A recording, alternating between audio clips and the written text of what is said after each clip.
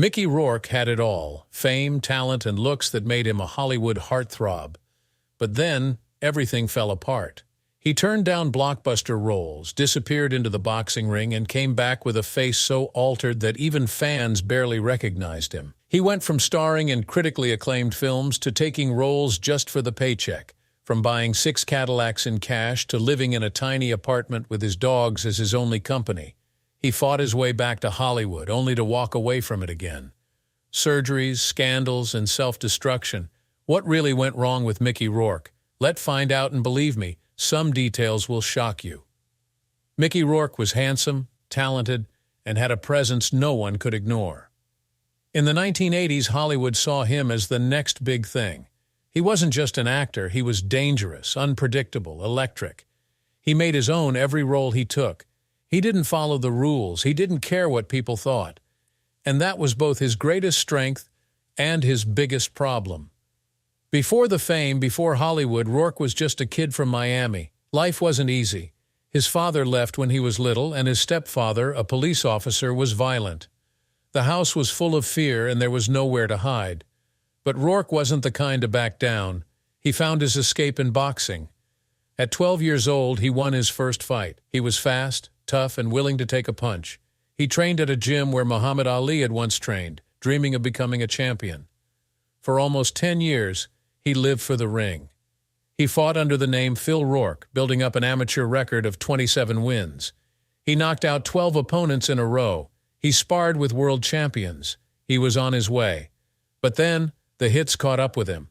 A concussion, another, a broken shoulder.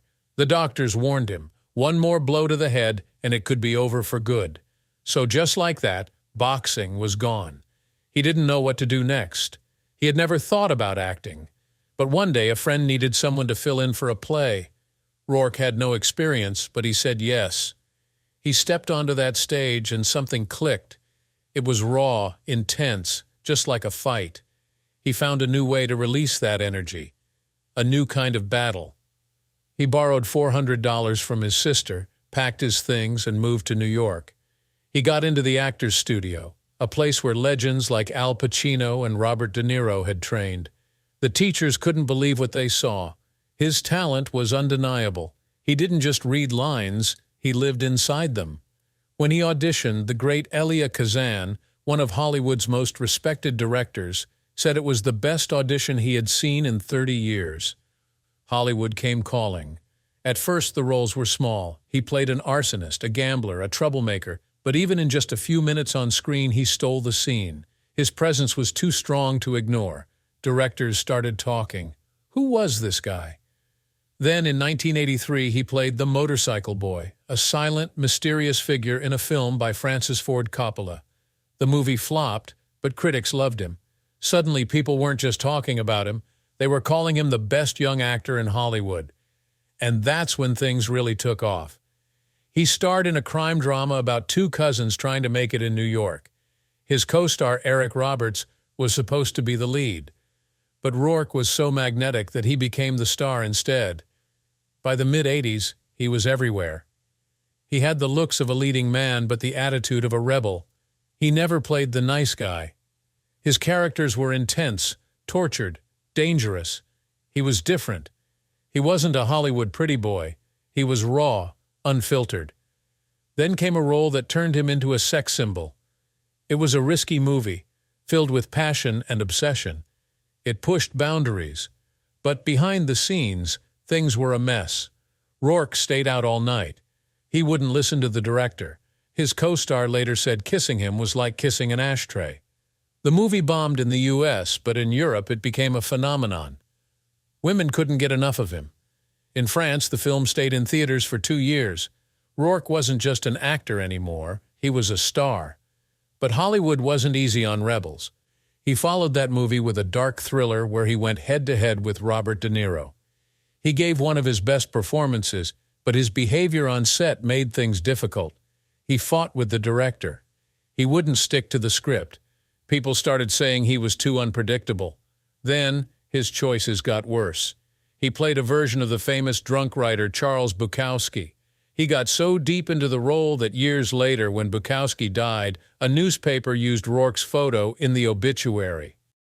He could have had any role he wanted, but he kept saying no. He turned down movies that became massive hits. He said no to Platoon, Rain Man, Pulp Fiction.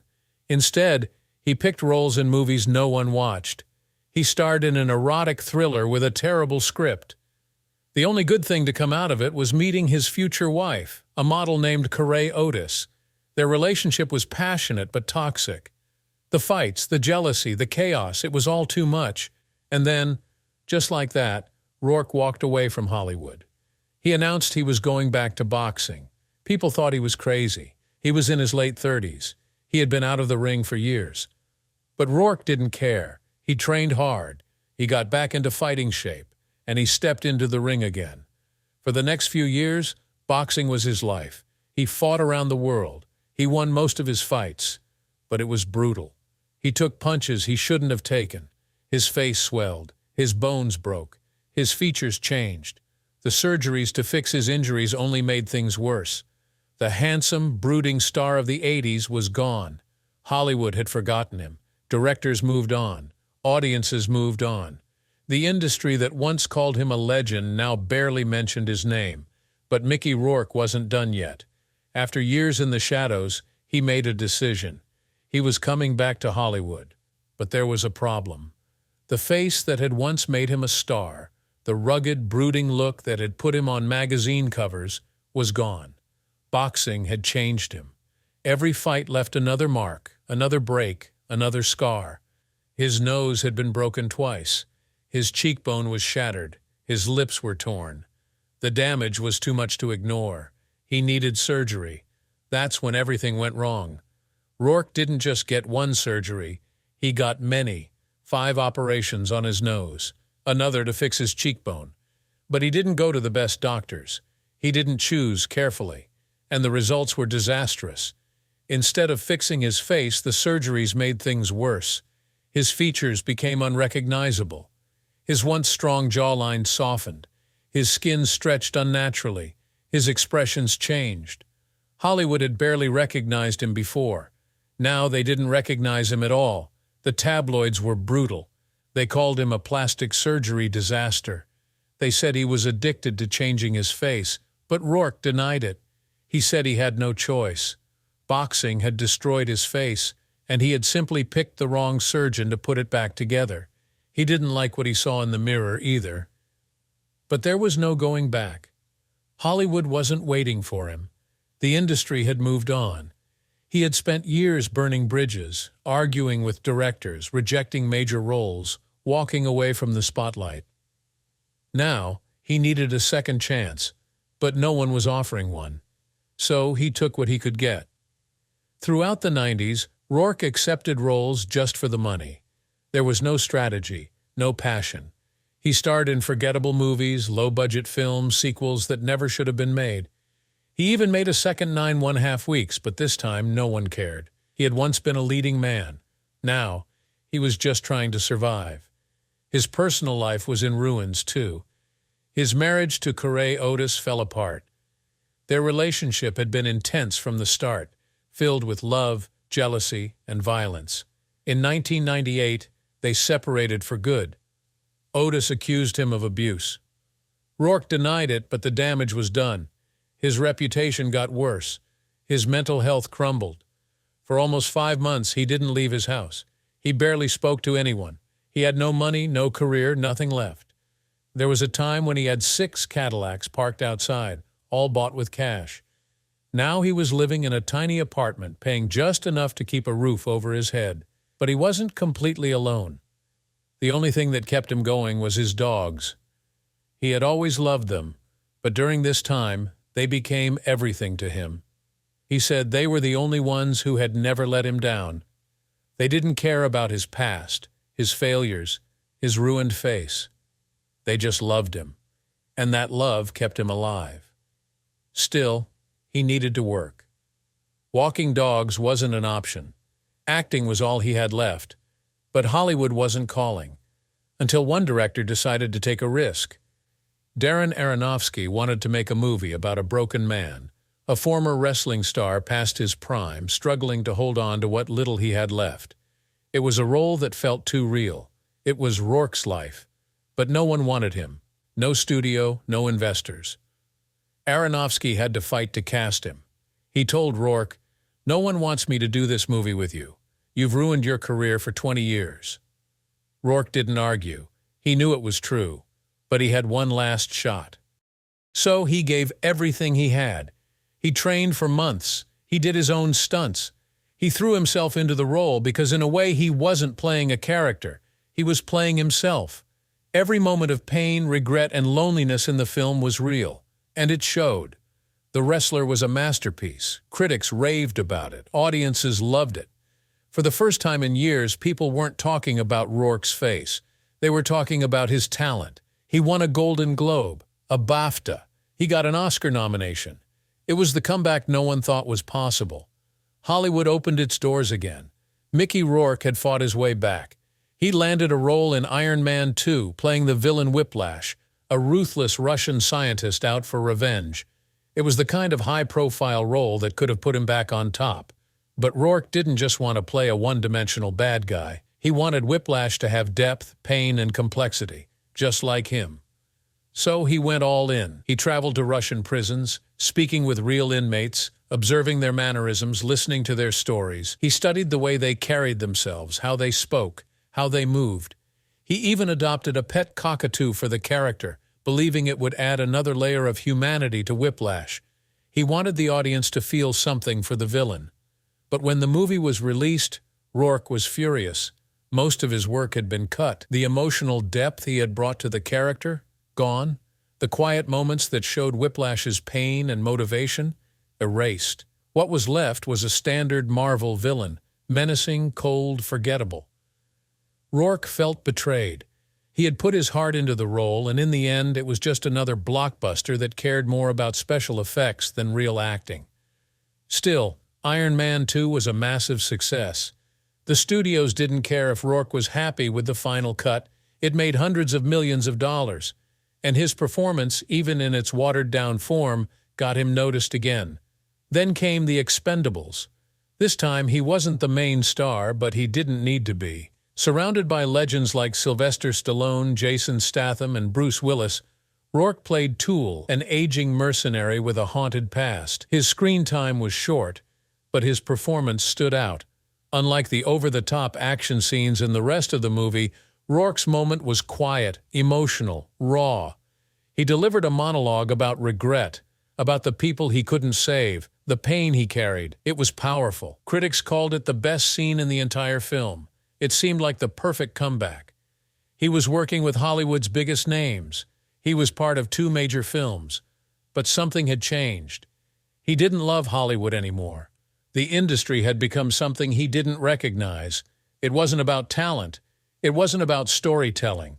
It was about box office numbers, sequels, and merchandise.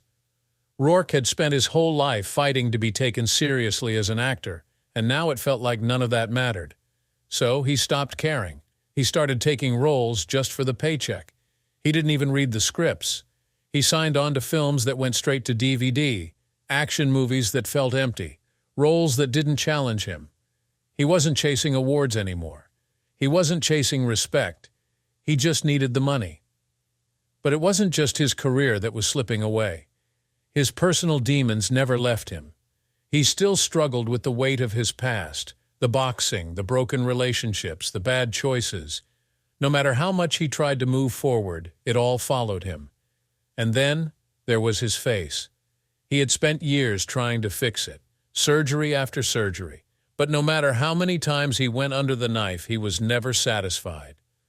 The damage from boxing was real. His nose had been broken twice, his cheekbone shattered. But the bad plastic surgery had made things worse. His once strong, rugged features had changed. His expressions were different. His face didn't look like his face anymore, and he knew it. In 2017, he posted a photo of himself, his face covered in bandages, fresh from another procedure. His caption? "Now I am pretty again. One more to go." But there was always one more to go. He kept working. He starred in Java Heat, a low-budget action film where he played an American agent in Indonesia. The movie came and went without much notice. He returned to his most famous role, playing Marv in Sin City, A Dame to Kill For. But unlike the first Sin City, which had been a hit, the sequel flopped. His moment of redemption was fading. Still, he never stopped trying. In 2020, he did something no one expected. He joined The Masked Singer. Dressed in a giant gremlin costume, he sang Stand By Me. But before the audience could even vote, he did something only Mickey Rourke would do. He ripped off his mask, revealing himself, and walked off the stage. It was a reminder that he had never played by the rules. Even in Hollywood's strangest moments, he did things his way. He took more roles, but the industry had moved on. The leading man he had once been, the heartthrob, the rebel, the legend, was gone. He still had his talent, but Hollywood wasn't looking for actors like him anymore. In 2023, he starred in The Palace, a drama directed by Roman Polanski. It wasn't the kind of movie that would bring him back to the top, but it was work. And at this stage in his life, that was enough. Now, at 70, people still ask the same question. What went wrong with Mickey Rourke? The truth? It was never just one thing. It wasn't just the boxing, or the bad choices, or the surgeries, or the attitude. It was all of it. A lifetime of battles, some in the ring, some in Hollywood, some within himself. But through it all, he kept going. And maybe that's the real story. Let me know what you think about Mickey Rourke's journey in the comments. And if you like this video, don't forget to hit that like button, subscribe, and turn on notifications so you never miss a new story. Thanks for watching.